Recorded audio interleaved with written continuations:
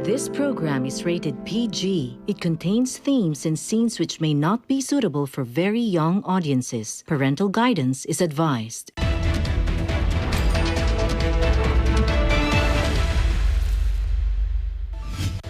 Welcome to Open for Business now at the Global Trends Business Leaders Awards 2022. Mapapanood nyo rin ang programang OFB sa Facebook at YouTube. Mag-like at mag-subscribe sa aming social media at Net25 TV. I am Cesar Vallejos. Welcome to Open for Business. Samahan ninyo kaming tuklasin ng iba't ibang pamamaraan kung paano mapaunlad ang inyong negosyo.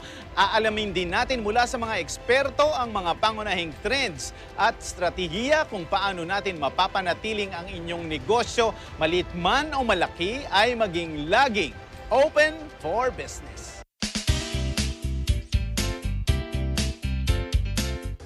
The COVID-19 pandemic has set in motion a series of events resulting in a global economic crisis. Mula Abril hanggang Hulyo noong 2020, tinatayang 9 hanggang 10 negosyo ang nakaranas ng mas kaunting benta. Ito'y ayon sa survey na ginawa ng World Bank. The main reasons cited were limited operation and the inability of customers to come to establishments. Ngunit marami mang pagbabagong dala ang pandemya sa bansa. Hindi naman nito na bago ang katatagan, pagsusumikap at diskarte ng mga Pilipino. For them, it's business as usual when it comes to developing and offering world-class products and services. For instance, the same World Bank survey reported that more firms have adopted or increased the use of digital solutions following the new normal operating conditions. Specifically, 2 out of 3 firms have been using digital technology in various business functions, and 1 out of 4 have also invested in new equipment, software, or digital solutions in response to COVID-19. In this episode, we will feature outstanding business leaders and personalities here at the Global Trends Business Leaders Awards 2022. Listen to their stories and tips on how small businesses can navigate the new normal. All these in this episode of Open for Business.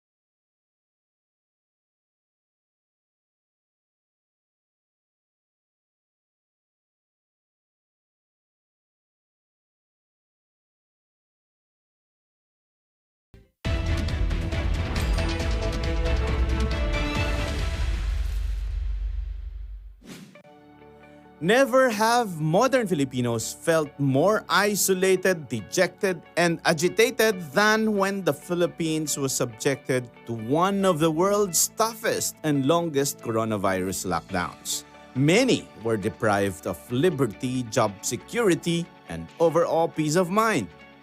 Ngayong 2022, namamalagi pa rin ang banta ng COVID-19. Ngunit sa pagkaunti ng mga nahahawa ng sakit, lumuluwag na rin ang mga pinapatupad na restriksyon. Patunay nito ang pagbaba sa Alert Level 1 ng Metro Manila at iba pang lugar.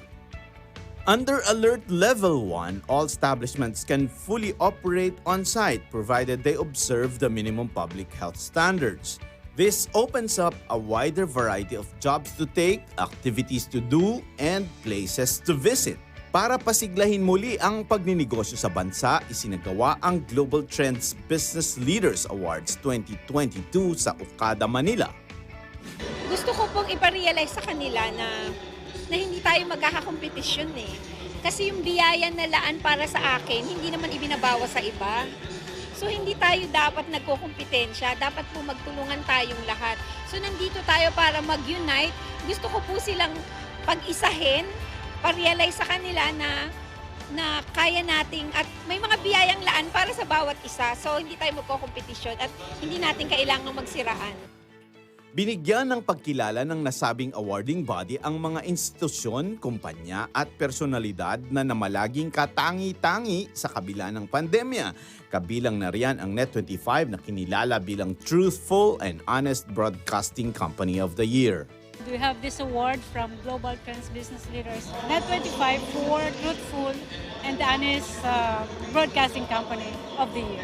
Napakahalaga po ang award na ito dahil naipakita natin sa buong mundo, hindi lang dito sa ating bansa, kasi this is a global award, na ang mga napapanood nila mula sa news, impormasyon na kanilang napapanood ay talagang totoo at matapat na mga impormasyon ang ipinapaabot natin sa ating mga viewers. So, malaki, natutuwa tayo dahil andun bukod sa truthful, honest pa yung mga napapanood po nila sa atin. Well, this is a big challenge for Net25. Dahil dun sa technology na yung innovation na nangyari sa buong mundo, naging madali para sa ating himpilan na makuha, maibigay sa ating mga manonood yung mga impormasyon na kailangan nilang malaman. Especially sa gitna rin ng mga nangyayaring fake news ngayon. Ang mga naipaparating nating mga balita, mga news ay talagang totoo at walang halong talagang maipapakita natin, naipaparating natin ang mga katotohanan nangyayari sa buong mundo. But Net25 wasn't the only one. Other businesses across industries also shared the different setbacks they had to suffer and the strategies they used to stay afloat during the pandemic. At first, we had a difficulty in gathering raw materials because most are coming from abroad. Not every raw materials are coming here. Most are coming from abroad, so it was very difficult for us. It was a real challenge for the company. But what we did, we had a lot of buffer. We call it buffer. Okay. Dinamihan talaga yung production. Yes, yung inventory. Nag-produce ng maraming products kasi dire-diretso din yung demand eh. Tapos yung logistics naman, yung distribution, we are in direct selling kasi. If it's in the direct selling, merong head in every region. Tapos in every province, there are heads. Tapos in every district, there are heads. Ganun yung scenario. So we only cater to the regional distributors at sila na nag-spread. During pandemic talaga, so talagang pinabagsak kami. So especially mga designers, so talagang totally walang events, everything. So especially kami na hindi naman kayo mga RTWs or something, so talagang mga couture, mga made-to-order gowns, ganun, for the special occasions and events. So during that time, so talagang parang medyo nakaka-depress, ganyan. So but still we need to parang cope pa rin doon sa sitwasyon. So, some of the designers like me, so parang nag-ship ako sa face mask and then PPEs. So, kasi kailangan so we have mananahe, sewers na kailangan talaga i-maintain, sustain namin kasi kailangan din nila talagang kumita, di ba wala ng trabaho. So yun, nag-change kami dun sa ganong aspect. And then, nakakatuwa naman kasi parang during that time, syempre mga fashionable face mask, mga ganyan. So medyo nilagyan namin ng twist, like fashionable PPEs, mga ganon. So so parang medyo siya sa lalo sa mga client namin na mga passionista, di ba? So, they really like it. So, parang kumita naman siya, gano'n, parang nag-trending, mga gano'n. So, nakakatuwa lang naman. So, parang medyo kahit pa paano kami. And then, parang I open up my clothing business, which is the Belladon Clothing. So kasi alam mo naman yung mga tao, 'di ba? Sobrang parang they really wanted to to parang lumabas na, mag-OTT, mga ganyan, 'di ba? So 'yon. So kaya parang pinutap ko yung Belladon Clothing, which is parang mga ready to wear na mga fashionable clothes, gano'n. During po ng pandemic, marami pong naging social media na platforms. Andiyan nga po yung Shopee, yung Lazada, yan po. Malaking tulong po yan sa business po namin ngayon. Kasi nga po, dahil ang tao ngayon lahat naka-online na, so kailangan mo makipagsabayan po. Kailangan mo siyang pag-aralan. Pati po sa Facebook, nagla-live selling din po. Ngayon po, yung mga kumpanya, they focus too much on creating sales, on profit generation. Masyado po silang nakatingin sa pera eh. Ngayon, iba na po kasi yung market. Kasi nga, dahil pandemic, gusto ng tao may value na po yung pera nila. So, kumbaga, naghahanap sila ng mga purpose-driven po talaga na company na hindi lang po yung products yung makukuha nila, but more than that. So, yun po yung naisip ko. Kaya po kakaiba yung naging approach namin sa Vibrant. Hindi lang kami nagbebenta ng products, hindi lang po kami papapasok ng tao para masabi na naging member namin sila. But they are here because we want them to learn and understand how to do business, paano po ma-acquire yung mga skills and weapons na kailangan nila to expand their business. So parang ang naging edge po namin is hindi po kami money-driven, but we are purpose-driven business po. Hindi naman nagpahuli ang mga business leaders na sa kabila ng murang edad ay abala sa pagpapatakbo ng kanilang sariling negosyo sa gitna ng pandemya. Alam naman po natin na napakaraming mga gusto ring mag-business na mga bata, di ba? Mga millennials. So, Yes po. ikaw, sa iyong kabataan as a young businesswoman, what inspired you po? Ano yung inspiration mo? My family. Kasi syempre, di ba, lahat naman dapat ang gagawin mong inspiration is your family.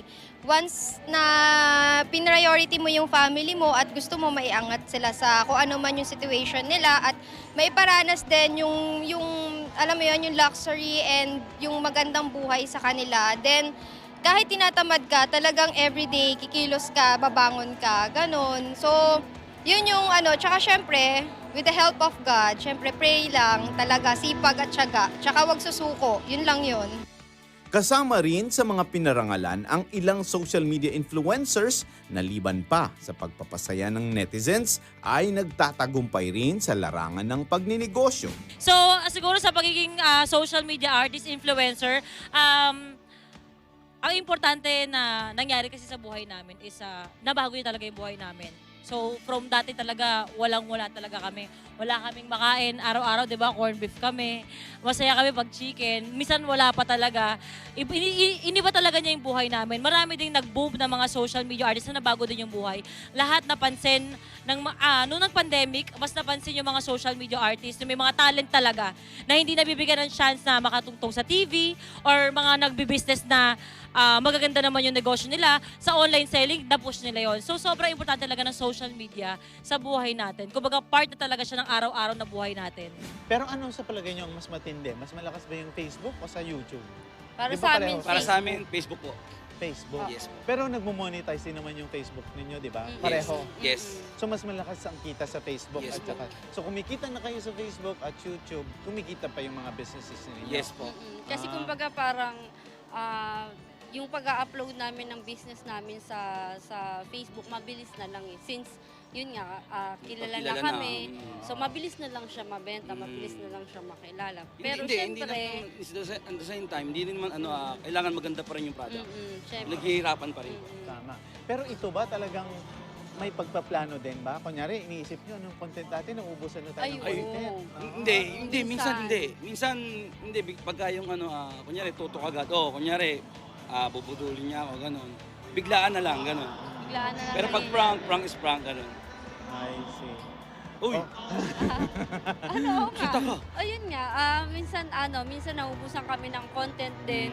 Kaya yun, naisip din namin talaga magtayo ng business. Yes. Yung ganito na skincare brand kasi parang naisip namin na hindi habang buhay magbablog kami. Kailangan may backup kami. Before po, meron po talaga akong business kasi business-minded po talaga ako. So, focus ako sa business. Tapos, pag-endorse ng iba't ibang product, endorser po kasi ako talaga. Kami po dalawa endorser.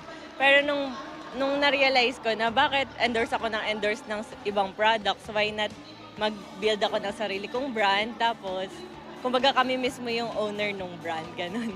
Kaya ayun, na-formulate or nagawa yung Rosmar brand. What was the parang ano tawag doon, yung tipping point of your pivoting from an endorser to a business owner? Parang nakita mo ba na, uy, malaki yung potential ng kita. Parang ganun, uy, parang bakit kailangan ko silang i-endorse? O, di ba? Parang, parang ano yung nag-trigger bigla sa'yo na parang you came up with that idea? Kasi po sa TikTok po nung pandemic, isa po ako sa TikToker na sobrang dami pong endorsement. Mga ilan ng endorsements mo? Marami na po talaga. But marami you have, sa TikTok, active ka na rin talaga? Opo, nasa 9.3 million followers po. Tapos siya naman po, nasa 2.3 million. 2.3. So, ayun po, kasi ang dami ko pong in-endorse na product. Tapos nakakausap ko po yung mga distributors ng brand na lumakas nga daw po nung in-endorse ko, ganun-ganun, ng pre-nomote ko. So, naisip ko na, bakit hindi na lang sarili kong brand yung palakasin ko din, na parang ganun po. So, ayun, ngayon po, yun po yung ginagawa ko. Ano naman kaya ang maipapayo ng mga awardees sa mga kapwa nila negosyante? Ang maipapayo po namin sa kanila ay work hard. Ano po? Work hard, work hard, work hard. Meron pong naging pahayag ang isang bilyonaryo po sa United States of America, si J. Paul Getty. May nag-interview sa kanya, ang tanong, paano maging bilyonaryo katulad ninyo? Ang sinabi po niya ay work hard. After working hard, anong gagawin? Work hard pa rin. Work hard. Ano po? At ang kaalaman ay dapat patuloy pong kuhanin. Never ending po ang pagkuha ng kaalaman.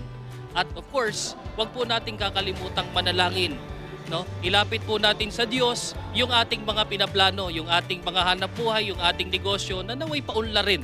No, tulungan tayo ng Panginoong Diyos na maging matagumpay sa buhay na ito. Kasi ang pangalan ko po totoo ay hope. So don't lose hope. Lagi lang po nating panghawakan na yun nga yung sabi ni Papa, habang buhay may pag-asa. So every gising is a blessing, sabi nga ni Audrey Diaz. So parang yun yung inaano ko na lahat po ng nangyayari sa mundo natin, lahat po yan nangyayari for a reason.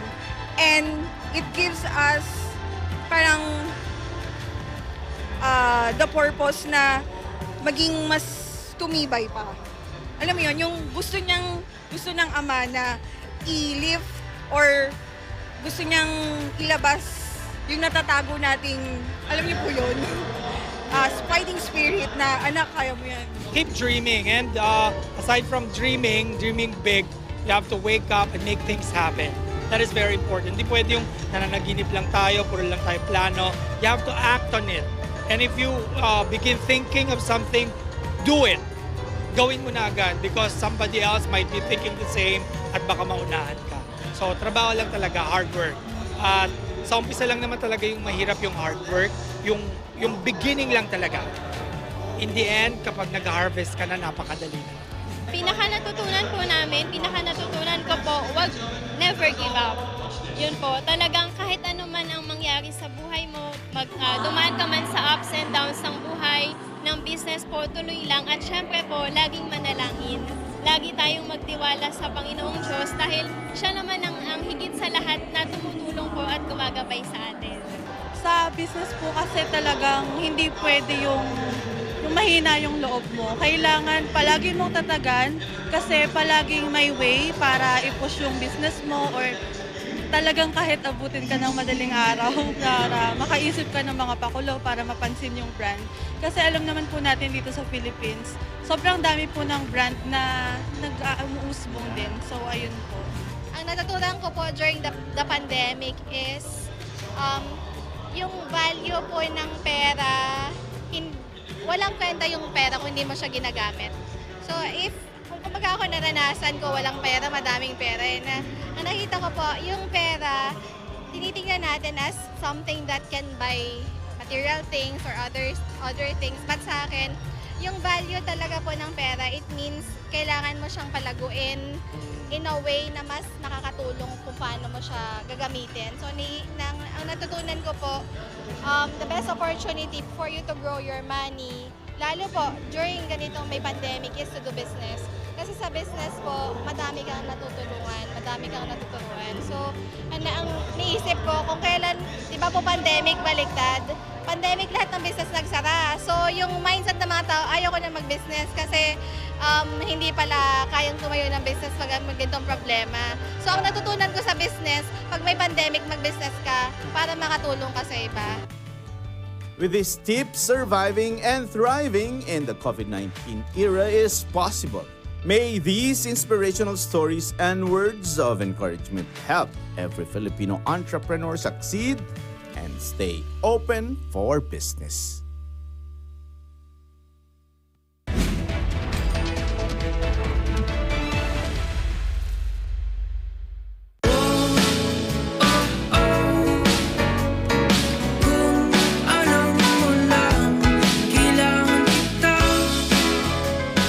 Hi guys, we are Fort Fred. Please catch us on Letters and Music, on air and online this coming Saturday, March 12, from 1 p.m. to 2 p.m. Only here on Net 25. See ya!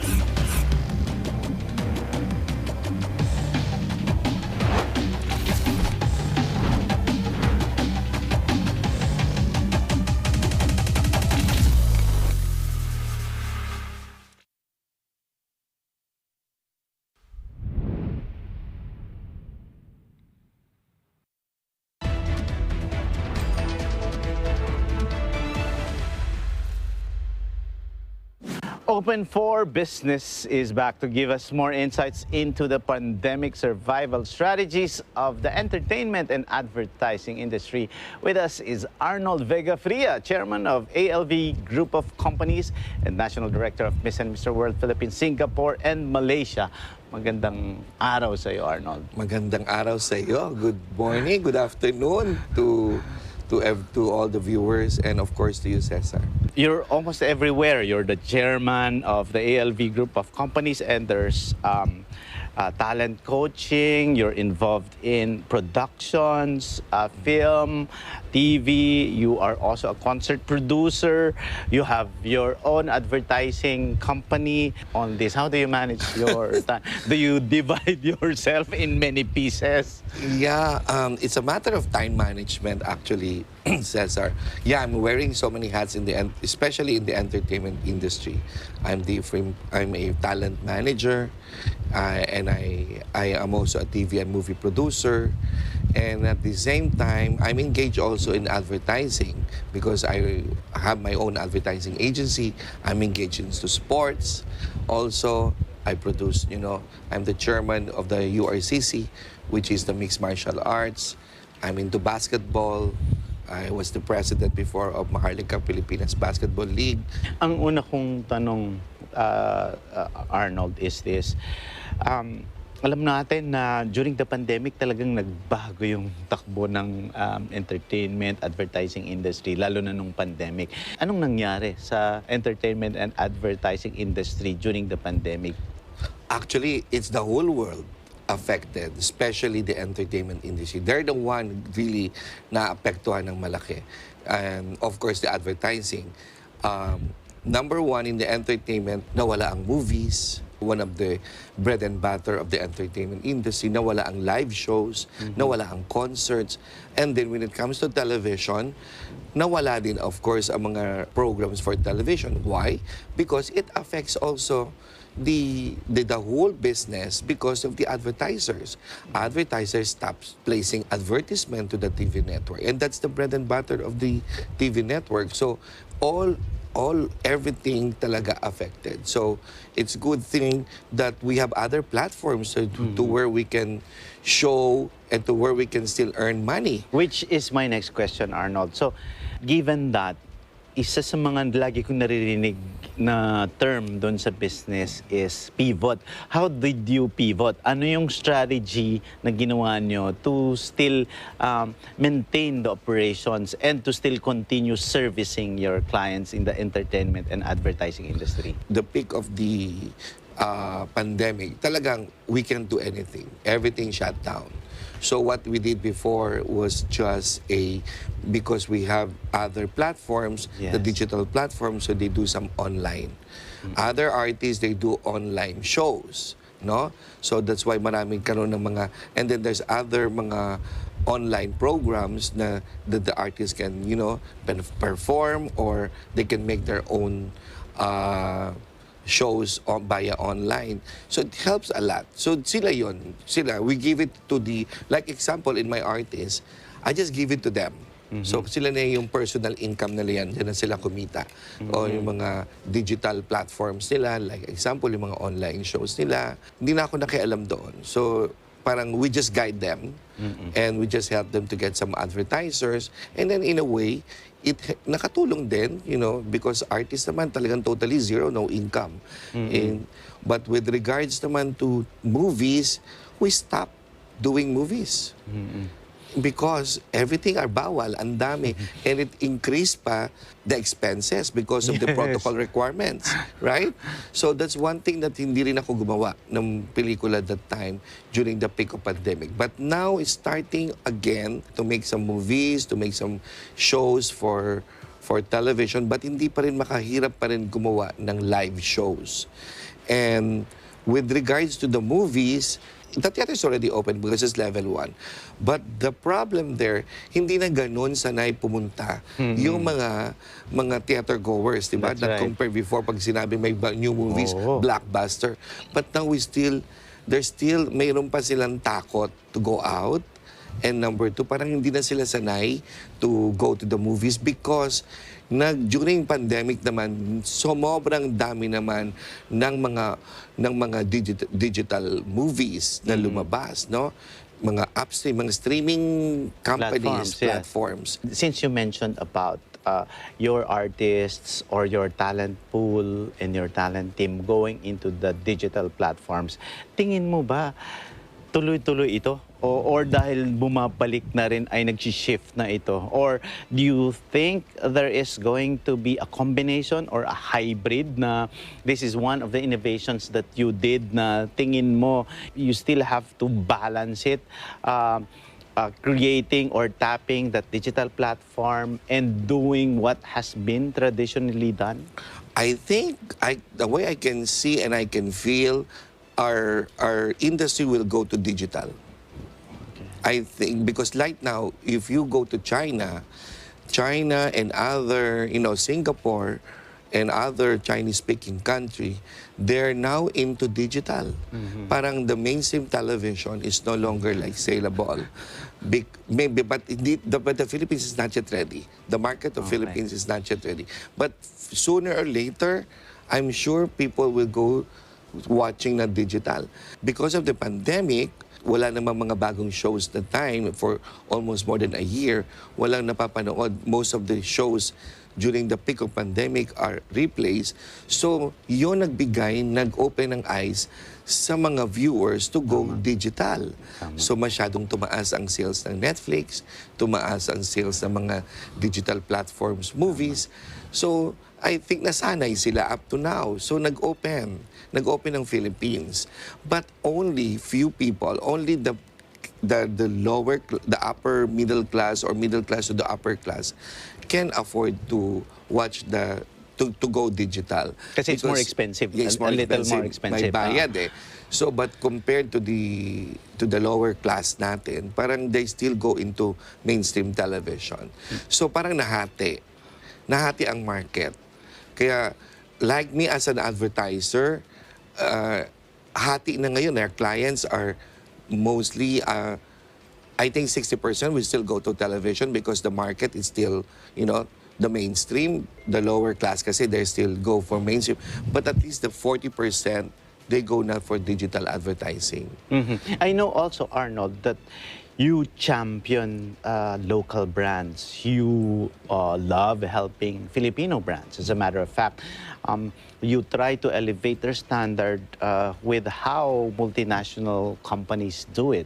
So what's your point of view in promoting Filipino brands? Because I know that in your menu of clients, you have local brands, and that's very admirable. A lot of the advertisers are part of the multinational companies, but here you are, you champion Filipino brands. Is that the strategy of your group?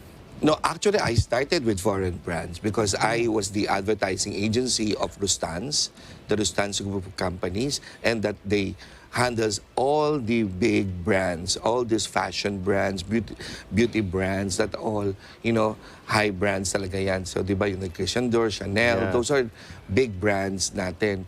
But when I started handling Bench, parang because he loves local, parang he influenced me to handle local brands, to promote the local brands.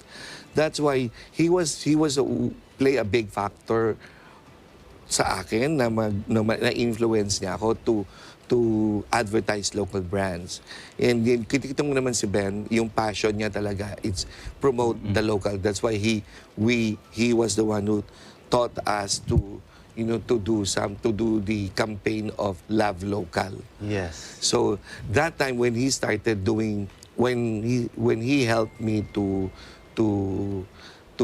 promote Love Local, since then parang it's true, dapat nga naman talaga. Why don't we help promote the local brands? But now, marami ako ngayong local brands na hinahawakan I'd rather have local brands because I still believe that we have a best brands. Globally competitive din naman yung ating mga local brands. That's why I'm more on, it's a challenge that I want to promote these local brands internationally, right? So I'm so proud. It's like how you're going to promote your artists. It's like how you're going to promote your beauty queens, your athletes worldwide. The same thing that I want to promote also the brands that I handle in my advertising agency. And I tried it to promote it globally. So it's effective. Let me just go back, Arnold, to what you mentioned na the Philippines, part of Filipinos are not ready for digital yet. Maybe because, as you mentioned, there are people who are used to this mainstream television. What do you think is the reason why they are not ready? Is it because di ba nagkakaproblema tayo minsan sa internet, sa infrastructure, so sa telecommunications. Because I have interviewed a lot of CEOs also and a lot of small businesses here in Open for Business. Late na nila na-adapt yung digital transformation, di ba? As a matter of fact, sabi nga nila, it's COVID-19 who really pushed this digital transformation, napilitan. So, sa tingin mo ba, bilang isa sa mga influencers sa larangan ng entertainment, advertising, ano yung dapat gawin para ma-adaptin or para ma-serve naman yung need ng mga Filipinos for better telecommunications, better infrastructure? For better information technology. Number one reason, I think there is still a lot of people in our country who cannot afford, because if you do something like digital, there's a cost on it, right? So number one is still the problem of, there's a lot of unemployment pa rin. Like in my case, so in Olongapo City, in my city, there's still a lot. The problem is unemployment. Di ba? So, they still cannot afford to have para maglagay sila ng mga platforms, digital platforms. Number two, the problem is still the telecommunication.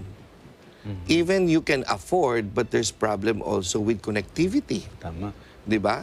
So, number three, you still have to educate the people about digital. It is still the senior citizen. Our senior citizen, like my mother, is still likes mainstream television. Di ba? Tinuturuan na nga namin siya ng new technology, but he still likes to watch television. Like in China, because if you go to China or Singapore, to be honest with you, because of their very advanced yung kanilang connectivity, advanced ang technology, ang digital technology ng China, and also other Chinese-speaking country. That's why people there are educated because they have no choice. It was the government who really give them proper education how to become digital na sila. So even there, ang panonood ng movies nasa digital na. Even yung connectivity digital na. Ang television na digital, mostly digital na rin. And then even how you pay, diba? They all started. So that will happen soon in the world.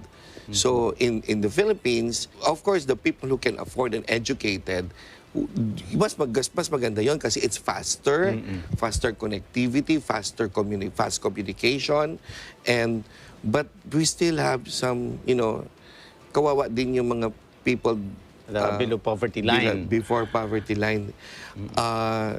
Yung pa rin, marami sa ating ganon. I think that's still, 60%. 60% pa rin. So, may cost ang bawat connectivity. May cost ang digital platform.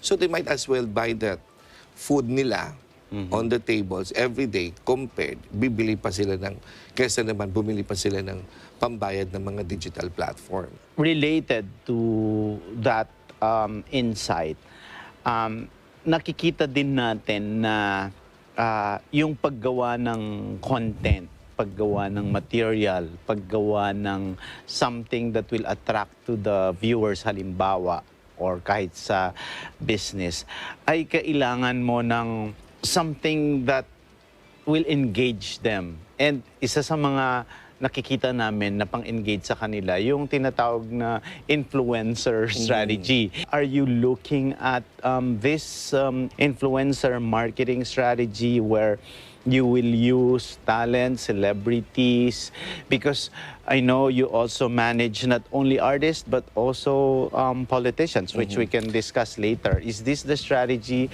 so that your message will come across? Well, advertisers now are using celebrities as an influencers to promote their brands, no? So yan yung sinasabi, yung nagpo-post sila. One of them is posting, one of them they use them for their digital platforms or digital advertising nila. Like example, kukuha ng artista, then mas cheaper kasi to produce a content if it is digital compared to the mainstream. But yes, they make money. That's good for the advertisers because yung followers niya madami, no? Millions. Depende kung sino yung celebrity. It helps, nakakatulong as additional income to the artist. But for me, if it is sumobra, it will affect the market value of the artist. When they go on television, when they go to movies na, kung gagawa na ng movies yan, if you are be seen everywhere in all kinds of digital platforms, and then gagawa ka ng movie, ang movie kasi binabayaran. Digital platform is free. You can watch it for free. But when you do a movie, example, you're a movie actress, and the people kasi they watch to pay. Diba? They watch you to pay para makanood ng movie. It will affect the market. The market of a celebrity. And it also affect the market if you become a TV yung box office mo, it will affect in movies, but on television naman, it will also affect your being a TV star because you'll be seen everywhere. That's why ako in my artist, I am not really 100% keen. Maybe you have to choose when it comes to digital platforms to where you can show, to promote brand. If you can go to your Instagram, to your Facebook, or to your all kinds of your platform, para ng palengke yung laman ng iyong platform. Pero sabi ko sa kanila, it will definitely affect your market as an artist. It will on television and also in film. And when in film, if you're an artist, if you're an actress, you have to be a box office star. If you're on television, you have to be also a box office TV star. Pero if you be seen everywhere at promote ka ng iba't ibang mga brands sa loob ng iyong platform, it will affect your market value as a star. Wow, that's very insightful, and a lot of them are watching now. Let's talk about the networks. For a network to really be successful now, networks, and we notice that, and even Net25 notices that you have to target the younger market, the millennials, the teens, and the Gen Zs.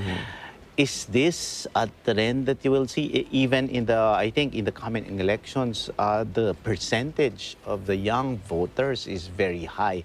Why the need to really focus on these millennials and the younger generation? The younger generation and the millennials, the Generation Z and the millennials are very active now when it comes to, in any field, diba? In this election, do you know that Generation Z and millennials, the percentage is actually more than 48%. Wow. Or I think 57%. 57% of the voters are from millennials and Generation Z. They're very active and they're very aggressive and they're very innovative. So, yan, it will definitely, yun yung dun sila na di ba? Sila na nasusunod. Sila na yung mga influencers. Itong mga na natitira, the seniors and the adult, are pakonti ng pakonti, di ba? So, when it comes to television and entertainment, because they're the one really active in social media, they're the one really active on digital platform. So, kung ako a content provider, example, if we're doing movies for television, we're doing movies for digital platform, for online movies. So, yun ang tina-target ko. So, yung stories ko dapat connected to them. Correct. Diba? So, pag gagawa ka naman ng content for a brand, most of the millennials and the Generation Z are the one nasa computer, di ba? So, kung ano yung interest nila, yun dapat ang ipapakita mo, then or less, ibabash ka nila. Correct. Di ba? They're really active in That's right. also And they're in the ones bashing. I agree that sila na yung even at home, so sila na yung nasusunod in terms of what to pay, what to order, what to buy, Everything is in online. Yes. Sila na yan. Ako nga, I asked my niece or my nephew, sila na alam, madali na sa kanila di ba? That's right. Now, Arnold, one of the changes during the pandemic is this shift to going back to the provinces, going back to areas outside Metro Manila. I know that there are a lot of efforts in the countryside outside Metro Manila so that the businesses, entertainment, tourism will grow. I know that you come from Olongapo. So what is it that is lacking there, and how do you think the areas in different parts of the world, Olongapo for example, can be improved so that we can see more of the contribution of the countryside, of the other areas outside Metro Manila in national development? Talk about Olongapo City. Olongapo City before was that during during their heyday, during the glory days of Olongapo, they're the #1 tourist destination, right? Because they're called the city of entertainment. And at the same time, we have beautiful beaches. So it's a combination of the city and as the entertainment city, and at the same time, you have beautiful beaches. Before, Olongapo is the melting pot. But now, it's no longer like that. What are your strategies in rebuilding the tourism sector in your I want area? I want to revive. I want to beautify again, rehabilitate the beauty of Olongapo, the beauty of the beaches there. I want to add more staycation. I think this is the only city that we don't have the 5-star or the 4-star hotel. But if you can see, surprising, I didn't know that. surprisingly, di ba? Pero it's a perfect venue for tourism. And number 2, before it was the city of entertainment, I want to balik ko yung city of entertainment before. And I want it more, siguro triple. That's why I want to invite foreign investors na known siya as a city of entertainment. Nandun na din yung SBMA, and then itong outside SBMA it's Olongapo City. Iko-connect ko na lang doon. 'Di ba?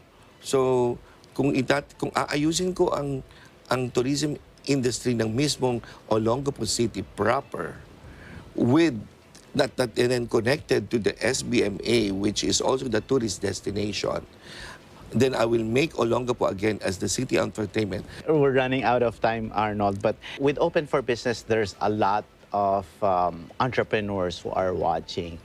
You are a seasoned entrepreneur. You are actually one of the brightest minds in entrepreneurship. And also, because of your background in entertainment, ano ang mapapayo mo naman sa ating mga entrepreneurs na karamihan sa kanila, yung iba sa kanila, nagsara na ng negosyo, nag-close up na during the pandemic.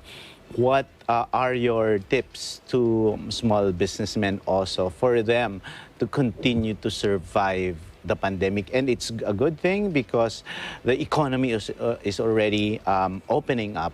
So, what are your suggestions and tips for entrepreneurs? To all the entrepreneurs who closed down their business, I understand because the time it was a pandemic. Now, economy is going up again because we're already on level 1. I think what they should do is to reassess and for me, open again. Open again your business and make another strategy that you combine the pandemic and at the same time the present situation now. Because if you're going to close the business, if I compare to my city, if I'm going to close the business there, it will go down, the economy will go down. So dapat the government also has give something, incentives to the businesses, to reopen and also help them, especially rentals. Rentals of the business, offices or business, give them incentives. Siguro the government should play a vital role, make a legislation that can help the small business to reopen again. And don't give them too much tax. Diba? Higher tax, because how they can go back, how they can go regain their losses if you give them a hard time. To get a permit, it's another hard time. When it comes to tax, you give them also a higher tax. Let's give them a very good incentives so that they can go back, they can regain again their business, and at the bottom line of it, if everything will be okay, the economy will go up again and everything will be happy. That's a perfect way to end this conversation. But before we end, just final question, Arnold. What are your learnings from the pandemic? The number 1 there is business. It's not important anymore. How to make money is not important. Because for me, during the pandemic, I can feel that life is too short. Because I have so many friends who passed away, so many families also who passed away. But for me, the important is you have, of course, make God as the center of your life. Second, it's give time for your family. During that time, it's still your family is with you. That's right. And second, and of course, another thing, it's you started connecting with your old friends, di ba? You give them importance now. And not only that, you will start, the most important din nakatulong sa akin, and the way I realize it, it's being humble, humility. It's not anymore that the pride because of you have the power, you have something. It's still the humbleness and the humility of a person. I think that's what I've learned during the time of pandemic. Wow, this is indeed a very humbling conversation and a very insightful one with Arnold Vegafria, chairman of ALV Group of Companies, open for business. We'll be back. Stay with us.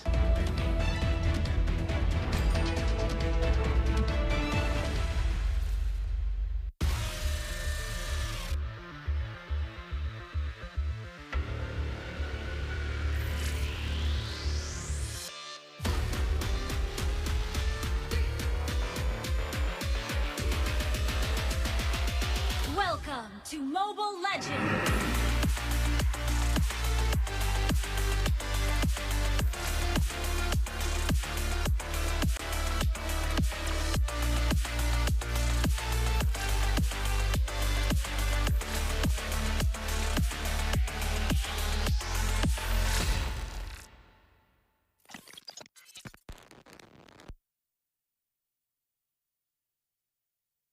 Panoorin ang mga bentang-bentang hirit ng mga tara-gamers nating tindero at tindera. Anong kulay ang asin dati, 25 years ago? Brown.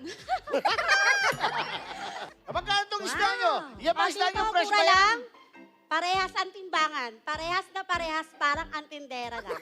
Ngayong linggo sa Tara Game! Agad! Alas 7 ng gabi sa Net 25.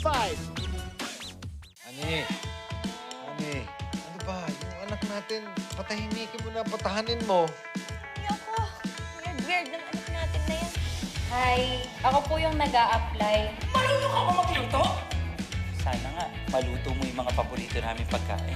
Alam na namin ang sikreto niyong dalawa. Oo nga! Bakit hawak mo yan? Couple's necklace na yan. Binigay sa amin ni Esmigong yan. Esmigong?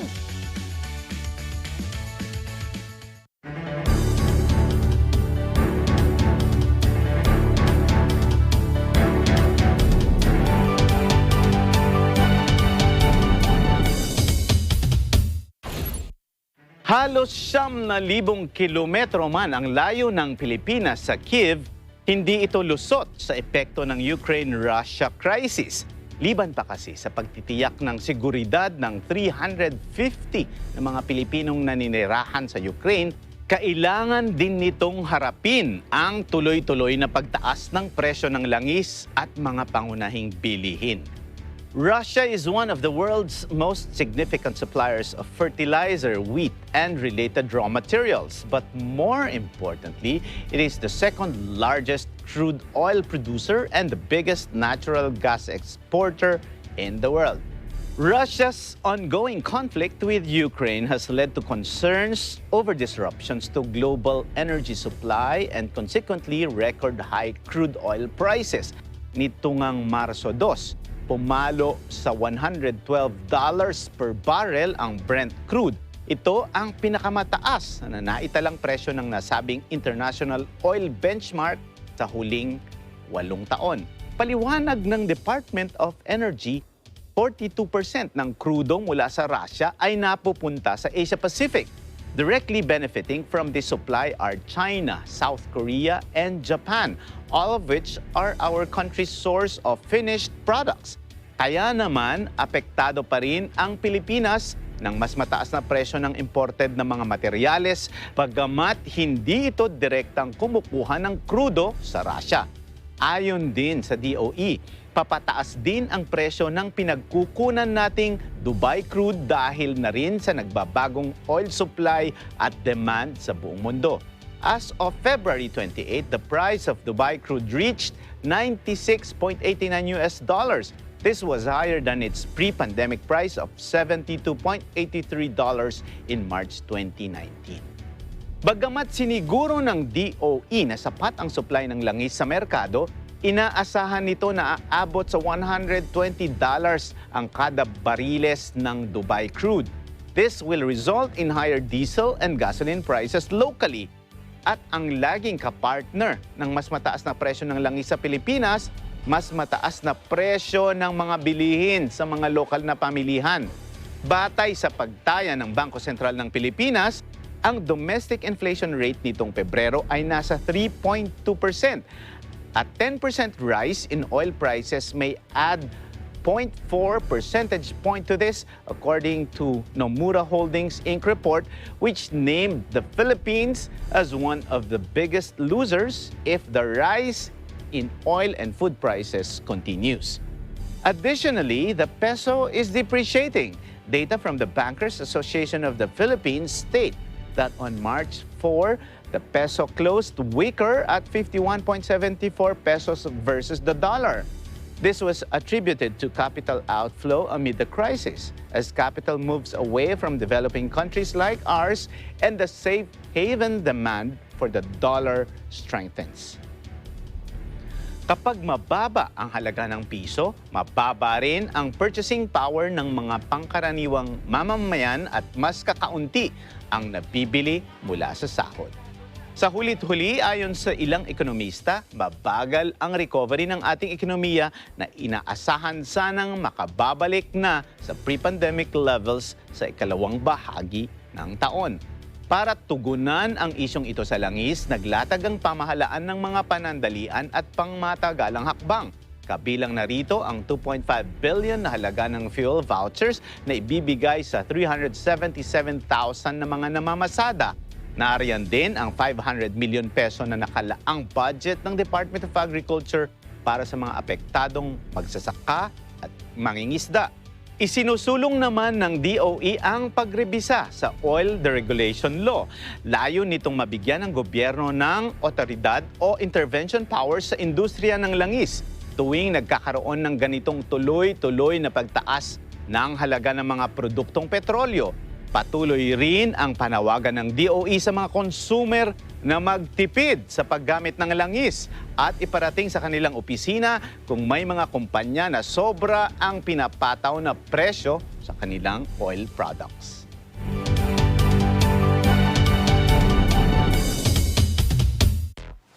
Bida sa pelikula, sa commercials, sa game shows, sa puso mo. Welcome sa ating bagong show! Kung saan hindi ako, pero kayo ang bida. Mga kwentong may puso at tumatago sa puso. Gusto ko lang po talagang ma-share sa kanila na they are not alone. Gumawa ka ng kabutihan kahit mawala na yung kita mo lahat. Bida! Tinuruan namin yung mga magulang kung paano gumawa ng mga localized solar. Pati ang mga home daddies, kasama sa kwentuhan.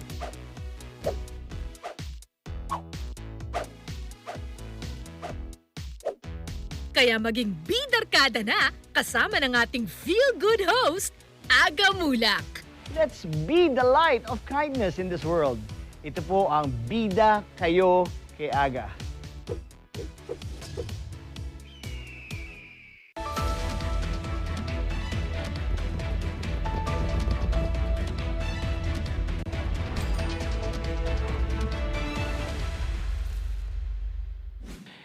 And our buzzword of the week is overhead. Overhead refers to the ongoing business expenses not directly attributed to creating a product or service. Kabilang narito ang renta, utility bills, insurance at office supplies. Mahalagang isaalang-alang ang mga ito hindi lamang sa paglalaan ng budget kundi maging sa pagtukoy ng presyo ng mga produkto o serbisyo.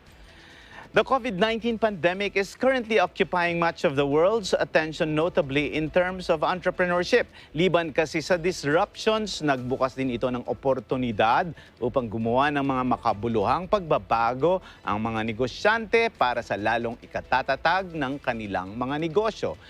Entrepreneurs are fighters who are hopeful and tenacious by nature, but aside from possessing such attitudes, they should be committed to change and innovation and have a flexible mindset. This way, their businesses will be able to survive and thrive in the near future. Our quote of the week is, to be successful, you have to have your heart in your business and your business in your heart. Samahan ninyo kaming muli sa Open for Business sa susunod na linggo. Learn more insights from CEOs, thought leaders, industry experts, and SMEs promoting business development in the Philippines, keeping you informed and open for business, and be ahead of the curve from vision to action. Panoorin din ang programang OFB sa Facebook at YouTube. Mag-like at mag-subscribe sa aming social media at Net25 TV. Para sa Open for Business, ako po si Cesar Vallejos.